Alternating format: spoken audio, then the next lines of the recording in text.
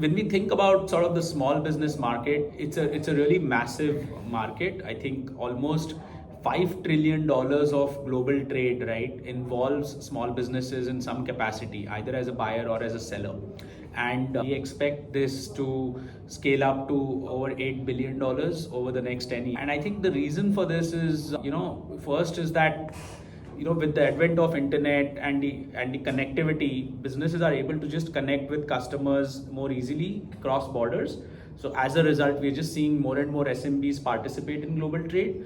And I would say also that rise of platforms like Alibaba, Amazon is making it easier for businesses to sell across borders, and that's also been a driver of growth in this segment. And I think when we think about the trade finance problem, I think while SMBs contribute meaningfully, I think access to finance continues to be a challenge, right? And when you think about the typical small business, they get an order from an overseas buyer. They will need money to manufacture those goods, then ship them out. Even after shipping out, they're waiting 60-90 days. So there's a long working capital cycle which these businesses have, and that's where many of them are not able to grow beyond a point if they don't get access to working capital, right?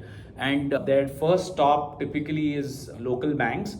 And many of these banks have very stringent policies when it comes to small businesses. They may require high collateral, which is in the form of land, property, machinery. They may require financials in a way that many small businesses are not savvy enough to have them organized. Getting any kind of credit line or approval will take 30-45 days. It's a highly cumbersome and bureaucratic process, and so on and so forth. So what we see is that more than 50% of small businesses actually get turned down for trade finance, and even the ones who do get approved, they are underserved.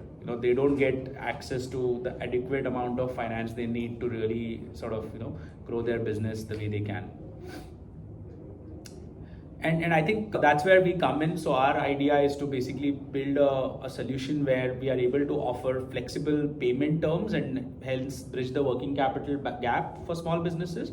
So let's say if you're a small business seller and you're waiting like 60 or 90 days to get paid on our platform, you can get approved for a credit line, and as and when you have a shipment, you can submit that transaction and get paid immediately instead of waiting 60-90 days. And you'd obviously pay a commission for getting that invoice discounted. And we also have a product for buyers or importers where again many of the small businesses may not get credit terms from their suppliers, right? And they may have to purchase or make the payment in advance.